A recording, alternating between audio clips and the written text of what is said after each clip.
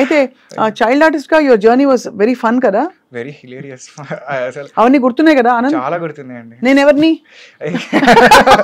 I remember you in RTC cross roads with my grand father first time. అసలు ఇట్లా అప్పుడే నాకు అంటే నాకు అప్పుడు అంటే not as an anchor, I know you as a singer, professional singer. Okay అంటే obviously music to music talking కాబట్టి చిన్నప్పుడు ఓకే కట్టనని కలిగి ఓకే లేదో పాడుకుంటున్నారు విందామా అని చెప్పి I think that was my first introduction. But చాలా you look very cute on screen child artist గా. Thank you so much. I so చెప్పాను కదా అందరి హీరోలతో యూ హ్యాడ్ ఆపర్చునిటీ. ఎన్ని 200 ఫిల్మ్స్ అయ్యాయి దగ్గర? లేదండి నేను ఇందాక అదే అనుకున్నా. అమ్మో ఆల్మోస్ట్ 3 to 4 times లెక్క పెరిగిపోయింది. 50-60 20-25 ఉంటాయండి. ఎందుకో నాకు 200 చెప్పారు మన వాళ్ళు. ఒక జీరో ఒకటి ఎక్స్ట్రా ఫ్లాట్ అంటే అప్పుడు అనుకున్నా నాకు నేను సరిపెట్టుకునేది ఏంటంటే అన్ని సినిమాలు నేను చూడను కదా. అదే లేకపోతే వాళ్ళేమో ఆ 200 పాతక సినిమాల్ని మేబీ 10 సార్లు ఒక్కొక్క సినిమా చూసారేమో, మేబీ అలా 200 ఏంటి అంటే సెట్ మ్యాక్స్ లో సూర్యవంశం ఒకటి చూసింటేనే దాంట్లో ఒక 100 ఎగిరిపోయి ఉంటాయి. హౌ వాస్ యువర్ ఎక్స్పీరియన్స్ సూర్యవంశంలో అమితాబ్ బచ్చన్ గారితో ఆ ఫోటో? అసలు క్యా బాత్ హై. ఐ థింక్ దట్ వాజ్ అదే దానికి ఇన్స్టాగ్రామ్ లో పోస్ట్ పెట్టి కూడా రాసా లైఫ్ టైమ్ అచీవ్మెంట్ అవార్డ్ అని. అంతే, you cannot ask for more. అలాంటివి జరగాలని రాసి పెట్టుంటే తప్ప జరగవు అది. That's all. ఇంటరాక్షన్ ఉండింది అప్పుడు బచ్చన్ గారితో? అంటే I was the youngest on the set కాబట్టి ఆయన ఏదన్నా ధైర్యంగా అడగగలిగేది ఎవడైనా ఉన్నాడే అంటే అది నేనే. అప్పుడప్పుడు ఆయనకి షార్ట్ రెడీ ఉందని చెప్పడానికి కూడా నన్ను పంపించేవారు. అంటే he use to prepare a lot for the short అనమాట. ఎలా వెళ్ళి అంకుల్ అనేవాడు ఆయన ఏంటంటే చిన్న అమితాబ్ బచ్చన్ గారిని ఇంట్లోంచి తరిమేసే సీన్ ఒకటి ఉంటుంది, ఒక సింగిల్ పేజ్ సీన్ ఒకటి స్ట్రెచ్లో చెప్తారనమాట. దానికి ఆయన ఆల్మోస్ట్ ఒక 1.5 hours అదే మూడ్లో ఉన్నారు, గెటప్ వేసుకుని మొత్తం అలా అలా కూర్చుని ఉన్నారనమాట.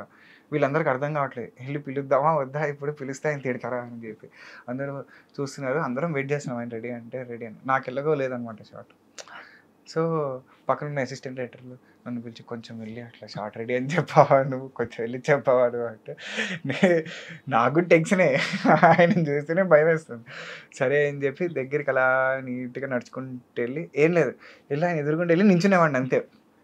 ఆయన చూసి అప్పుడు రిలీజ్ అయ్యేటాడు, ఓహో మనము షూటింగ్లో ఉన్నాం కదా అని చెప్పి పక్కకు చూసుకుంటే సార్ షార్ట్ రెడీ అంటే ఓకే అని చెప్పి లేచి వచ్చారు.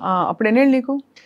నేను I was in 3rd class అండి, 3rd class. అంటే సో హిందీ వచ్చి అప్పుడు అస్సలు రాదు, అక్షరం. మరి అంకుల్తో ఏం మాట్లాడేవాడి? Only communication. నాకు వచ్చిన అత్యవసర ఇంగ్లీష్ తోటే కమ్యూనికేషన్. అప్పుడు uncle my name Anand, uncle this, uncle that అని ఏదో వచ్చిన లిటిల్ బిట్ ఇంగ్లీష్ తోటి మేనేజ్ చేయడమే అంతే, వేరే లాంగ్వేజ్ ఏం లేదు. ఆ తర్వాత your other memorable films heroes obviously మనసంతా నువ్వే వన్ ఆఫ్ ది అంటే for ever and for ever. ఆ పాట పాడవా? ఇందాక పరిగెడతావే రావే నా వంక, దూరంగా పోనిక ఉంటాగా నీ వెనకాలే రాని సాయంగా, ఆ వంక ఈ వంక. ఓ పర్లేదు, మన సింక్ లోనే ఉంది. అద్భుతం. ఆ తర్వాత అంటే వరుస పెట్టి వచ్చావా ఆపర్చునిటీ? స్కూల్ ఎట్లా మేనేజ్ చేసేవాడివి? అంటే పాపం బాగా సపోర్ట్ చేసేటోళ్ళు స్కూల్లో, టీచర్స్ కూడా లీవ్లు ఇచ్చి. తర్వాత నేను మా ఫ్రెండ్స్ వాళ్ళు నా కోసం 2 notes రాసుకునేవాళ్ళు ప్యారలల్గా. స్కూల్లో రన్నింగ్ నోట్స్ ఒకటి వాళ్ళ బుక్లో ఒకటి నా బుక్లో ఒకటి, ఒక లైన్ అక్కడ ఒక లైన్ ఇక్కడ. టైం ఉంటే అంటే కొంచెం టీచర్ మెల్లగా చెప్తే, లేదంటే వాళ్ళ బుక్కులు నేను తెచ్చుకుని నేను షూటింగ్లో కూర్చొని రాసుకునేటాను. అప్పట్లో హెవీ రైటింగ్ వర్క్ ఉండేది. ఇప్పుడంటే పిల్లలకంతా టైపింగ్ ప్యాడ్స్ ఉన్నాయి, కానీ అప్పుడు పేజీలు రాయడమే కదా. సో హెవీ బుక్స్, ప్రతి సబ్జెక్ట్కి ఒక బుక్ ఉండేది. సో అన్ని పుస్తకాలు పెట్టుకుని షూటింగ్లో కూర్చొని దన్న రాసుకొని చదువుకుంటూ. అంటే I was an good student. Not తోప్ అని చెప్పాను కానీ గుడ్. అంటే basically I like to be jack of all trades అండి. అన్నిట్లో ఉండాలి. నాకేం టాపర్ అయిపోవాలి, దాంట్లో ఇదే చీజ్ చేసేయాలి అట్లా ఏం లేదు. I want to taste everything, I want to have a feel of everything, I want to experience everything. అంతే. నాకు for me that is life. నువ్వు ఒక దాంట్లో నేను అదే 10 సార్లు చేసి పర్ఫెక్షన్ అంటే ఇంకా మిగతాది ఎప్పుడు చూస్తావు? ఓకే నీకు if that is giving you kick, please do. నాకైతే అది that doesn't give me kick. For me నేను ఆకు చూస్తా, మొక్క చూస్తా, I want to look around, have my own time, అంతే అలా. సో హీరోలు అందరితో కో ఆర్టిస్ట్తో ఎవరితో నీకు మెమరబుల్ ఎక్స్పీరియన్సెస్ ఉన్నాయి? ఆ విషయంలో అయితే జగపతి బాబు గారు డెఫినెట్గా. ఎందుకంటే ఆయనకి is like my fatherly figure for me definitely. అంటే ఆయన చూపించిన కేర్ కానీ, ప్రేమ కానీ, ఒక చిన్న సాఫ్ట్ కార్నర్ ఉంటుంది కదా! డెఫినెట్‌గా మిగతా వాళ్ళ మీద వచ్చే అటెన్షన్ వేరు, మన మీద వచ్చే అటెన్షన్ వేరే ఉంటుంది చిన్నప్పుడు. సో, చాలా బాగా చూసుకునేవారు. అండ్ నాట్ అబౌట్ ఇవన్నీ సెట్ మీద జరిగేవి కాదు కానీ, of the camera, you know away from the sets, as a human being, on a personal level connection. I think that was very beautiful. నా బర్త్‌డేకి మా ఇంటికి వచ్చారు ఆయన. యూనో చిన్నప్పుడు ప్రియరాగాలు షూటింగ్ జరిగినప్పుడు మా ఫ్లాట్లో 150 మంది ఉంటే అసలు దద్దరిల్లిపోయింది మా ఇల్లు. ఆ రోజు ఆయన వస్తే మొత్తం నిండిపోయారు జనం అంతా ఆయన చూడడానికి. సో ఆ నెసెసిటీ లేదు ఆయనకి రావడానికి ఆ టైంలో. But still to make that personal connection. ఇప్పుడు ఎల్లుండి ఆయన బర్త్డే, అదే మనకి 12 ఫిబ్రవరి.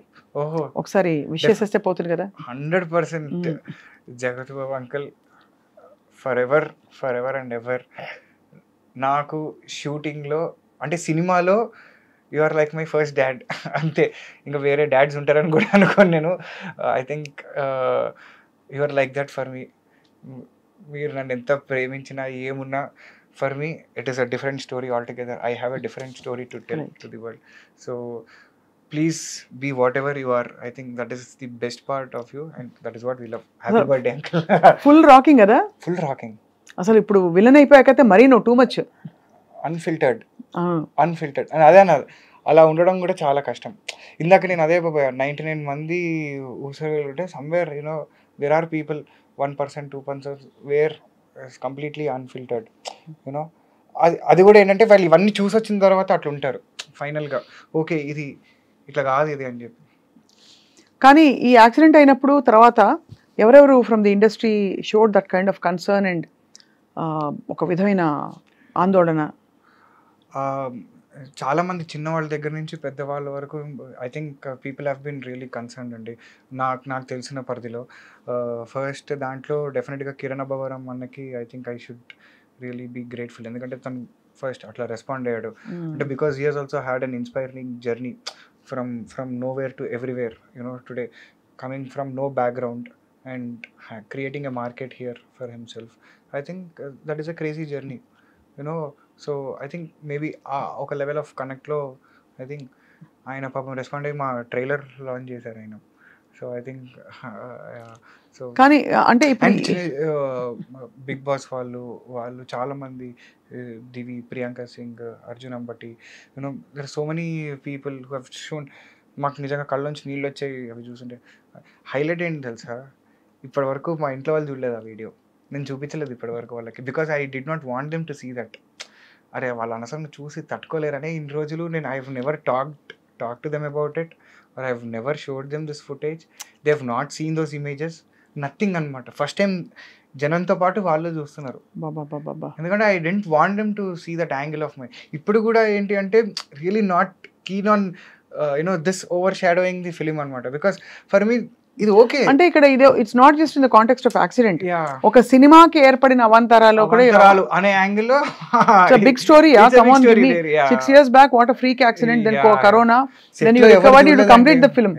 అసలు సెట్ లో ఎవరు చూడలేదంట. అలాంటి వాళ్ళ ఒక్కొక్కళ్ళకి 20 ఏళ్ళు 25 ఏళ్ళు ఎక్స్పీరియన్స్ ఆ సెట్ లో. ఏంటి క్రెయిన్ డిపార్ట్మెంట్, ఆర్ట్ డిపార్ట్మెంట్ పనిచేసిన ఒక్కొక్కళ్ళకి ఏమైంటుంది ఏంటోనండి మరి అసలు. I don't no.